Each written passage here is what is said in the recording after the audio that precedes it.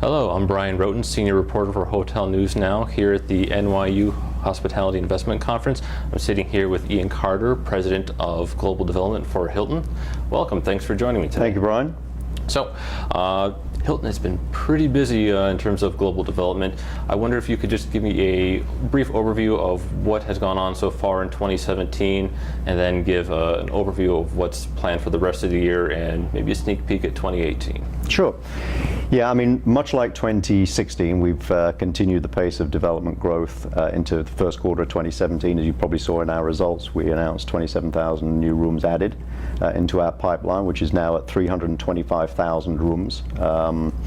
And that's pretty evenly spread. You know, half of those rooms are outside of the US, roughly, and half of those rooms are under construction.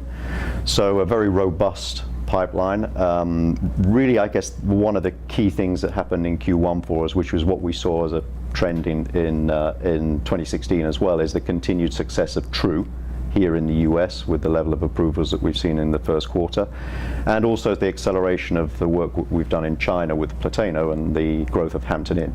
So a good start to the year. We feel that we were well on track to add another 100,000 rooms in terms of approvals during the course of this year. And so we're pleased at this point with the way things have continued to develop for us in the first quarter, and see that trend continuing through 2017. As we look at 2018, maybe a little early to tell, but you know, as we did with True, and as we have also done now with the launch of Tapestry, we try to foresee any potential slowdown in any single region or single brand within the world, and attempt to offset any potential for that slowdown to occur.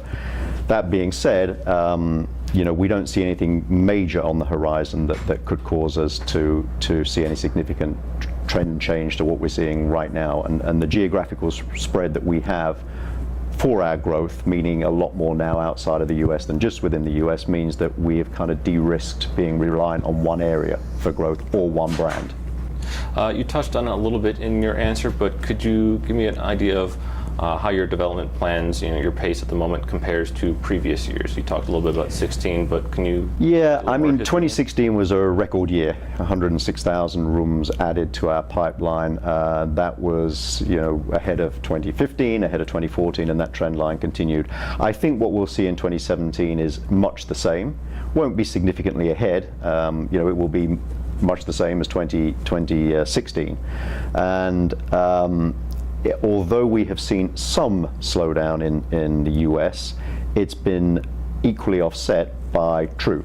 And hence, as I mentioned in the first part of my answer, you know, the importance of launching that brand at that time into a new segment for us, where we saw this white space below Hampton Inn, has really helped us offset some slowdown we saw in the US. As you move out to the rest of the world, it's as it has been in previous years. Some areas are surging ahead. You know, in 2015 we saw Turkey really start to grow. This year we've seen somewhat of a re-emergence of China because of what we've done in focus service, and to a certain extent also the Middle East, as you know, some of the economies there have started to look at focus service in addition to what they've done in upper upscale and luxury, Dubai being a good example. When looking at, you know, different international markets for the different, you know, brands and products that are out there, can you give me an idea of, you know, what markets, you know, what regions are you targeting specific products? Yeah, I mean, our strategy all along has been one of very focused approach, and we take what we call a kind of sequencing approach, or phasing as we call it. In other words, you take an umbrella brand like the Hilton, because of its resonance with not only with customers but actually with certain markets, countries, that there's a desire to have that brand in country. It's considered somewhat of a trophy. We use that as a way to bring in other brands. So an example I would give you would be, in fact, China. 10 years ago we had 4 hotels in China, three Hiltons and a Conrad, the Conrad being in Hong Kong. We focused initially on getting more Hiltons into China. That allowed us to draft in DoubleTree, Garden Inn, but also allowed us to position Conrad and Waldorf above it. We applied that same mentality to other target countries that we focused on. So it's not a scattergun approach. It's what we call this phased approach on target markets.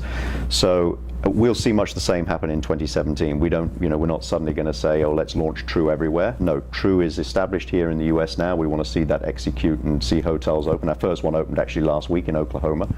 We'll have another 5 or more open in the next probably 2 quarters. I think 15 for the year. But that allows us to then think about how we want to phase other brands into other countries as we establish the initial brands we took to those countries. So if you think about Europe in the whole, 8 years ago, we really only had Hilton brand established there. Now we have DoubleTree, Hilton Garden Inn, and Hampton by Hilton, because we focused on bringing them to Europe first, to the extent that we've got more than 100 in each of those brands, either open or in our pipeline under construction. And that, we think, is the right approach. It's not scattergun, it's focused, and it's very much phased. Now, when you're going forward with these projects, do you go forward with, are you looking mostly at new build? Are you looking at conversions? What is your approach there? Does it vary by market? Yeah, that's actually a great question, because there's multiple levels to it. But let me start with, we look at both.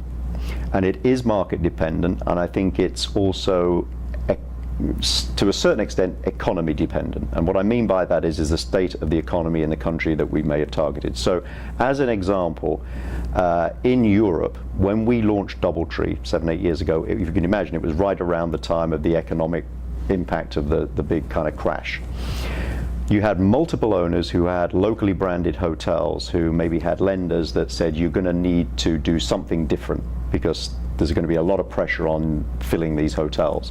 So working with an international brand was one solution, particularly when they can tap into our engines. However, these hotels were probably, largely well capitalized and looked pretty good from a fit and finish type of perspective. So what they needed was a soft brand conversion, potentially. And that was economic reflective, as I would term it at least. And various areas of the world, you'll see that.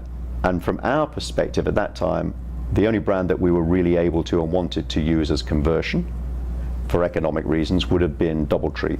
Now we have Tapestry, and now we have Curio.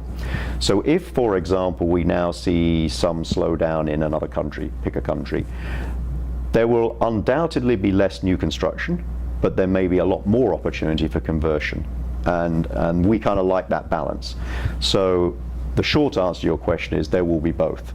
It will be market dependent, and it will be somewhat economic cycle dependent. And we will see conversions increase if kind of new build slows down. But we have more potential now to offer conversion opportunities because of Tapestry and because of Curio, as well as, of course, with DoubleTree. To follow up on that, are you seeing in any particular markets adaptive reuse? We're seeing a lot of popularity of that here in the States. Are you finding that in Europe more than other regions? Or no more or less, but adaptive reuse is definitely there as city centers shift and the shape of the economies, local economies, when you get down to the micro level, change. The central business district could move out of where it currently is to other areas as economic zones develop, and therefore you do see adaptive reuse. And again, what we like to think with our brands is we have flexibility along with brand standards. There's the trade-off here in terms of maximizing RevPAR and returns for owners and guest experience. So brand swim lanes, as we call them. But then we also offer flexibility in terms of conversion or non-hard brands along the lines of Tapestry and Curio, where an adaptive reuse can more easily potentially slot into one of those brands. Well, thank you very much for joining me today. Thank you, Bryan. Real pleasure. Nice to meet you. Thank you all for joining us. Stay tuned to Hotel News Now for further coverage of the NYU conference. Thank you.